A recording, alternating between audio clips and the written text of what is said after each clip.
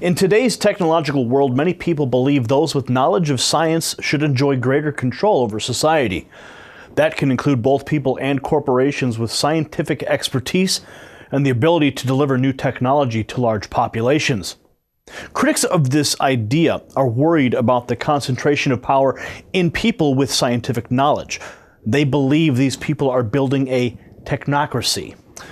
By working with governments to secure and maintain power, these technocrats are said to gain control over much of society.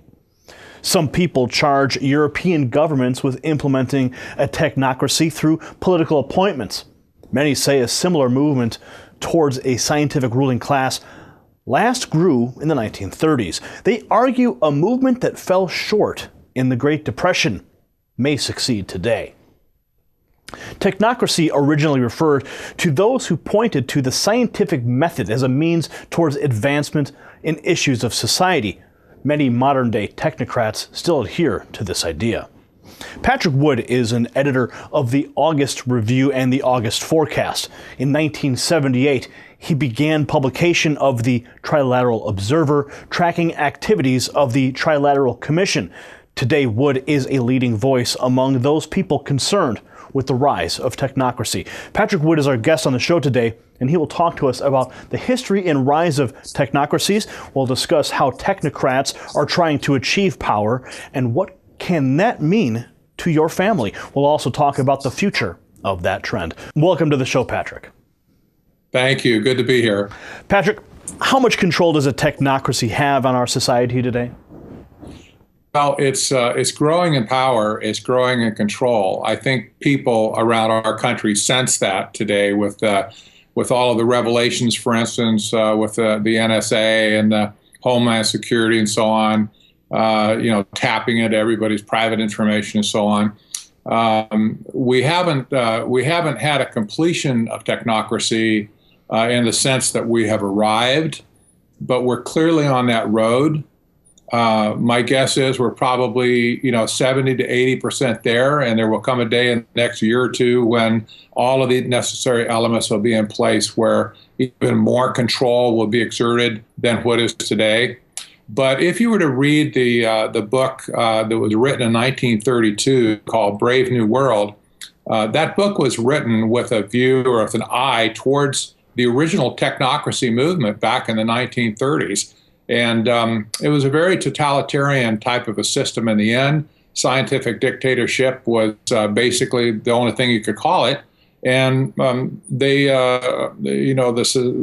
technocratic society controls basically what you do from cradle to grave. So do you believe that a technocracy or a technocratic world is in fact a tyrannical world? Well, it is. It's not communism. It's not Marxism. It's quite a bit more insidious in my estimation, because everything is decided according to the so-called scientific method. In other words, if there's some scientific justification behind creating a regulation or a rule, it will be done, and everybody must follow that rule or regulation. Europe is suffering under this kind of mentality right now in a big way, and they're feeling the pressure there. The people are feeling the pressure.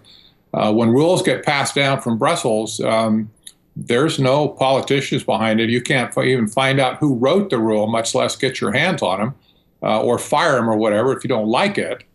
They just make rules basically out of thin air according to what they view as important to the world, society, et cetera, et cetera. How did this all begin, the technocracy, the movement, and who are the players behind it? Well, originally in the 1930s, the technocracy movement was started by a guy by the name of M. King Hubbard and Howard Scott. And they had quite a bit of success early on. I don't know that it was specifically because of them, but the public really caught on to it because of the Great Depression. They figured capitalism was dead. There was a lot of people out of work. And technocracy appealed to them because it proposed an alternative economic system to capitalism. And the economic system of technocracy is based on energy, not price, supply and demand sort of thing, but it's based on energy consumption and production. And there was hundreds of thousands of people in America and Canada as well that were actually card-carrying members of Technocracy Inc. And the movement died out in the late 30s. That's primarily because the war and the economy eventually did start to pick up again. Capitalism wasn't dead. But the philosophy of technocracy was very appealing, and it lived on in academia, apparently. It resurfaced, I do believe, at least by 1970 with the release of Zbigniew Brzezinski's book, Between Two Ages, which was subtitled America's Role in the Technotronic Era. Well, let's flash forward now. Who's leading the current drive towards the rule of technocrats? Well, as my work in the Trilateral Commission, as you know, dates back some 38 years now. It's been a long time. I do believe that this was the group that picked up ancient technocracy, if you will, and more or less hijacked it for their own purposes. And I do believe that the fingerprints of the members of the Trilateral Commission continue to be all over the topic of technocracy, whether it's in China, whether it's in Europe, or whether it's in the United States. And I do believe that they have integrated the bulk of the original technocracy philosophy. And, you know, we see the results of it all around us today, whether it be smart grid, whether it be total awareness society.